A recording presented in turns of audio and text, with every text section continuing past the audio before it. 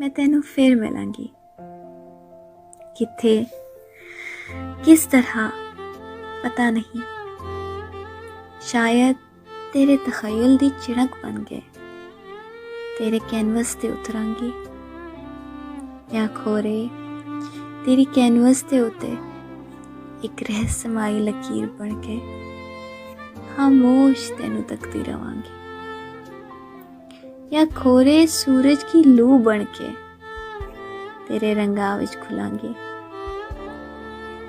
یا رنگاں دیاں باواں وچ پہ کے تیرے کینوس نو الانگی۔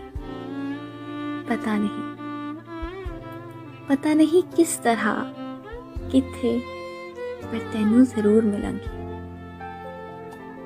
یا کھورے ایک چشمہ بڑی ہوانگی تے جویاں جھرنیاں دا پانی ہوتا میں پانی دیاں بونداں تیرے پنڈے تے ملانگی تے ایک ٹھنڈک جئی بن کے تیری چھاتی دے نال لگانگی۔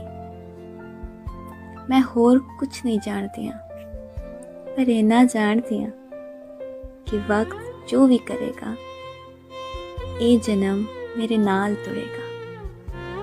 یہ جسم مکتا ہے تو سب کچھ مک جاندا ہے، پر چیتیاں دے دھاگے کائناتی کڑاں دے ہوندے نے۔ میں انہاں کڑاں نو چنانگی، دھاگیاں نو ولانگی تے تینوں میں پھر ملانگی، میں تینوں پھر ملانگی۔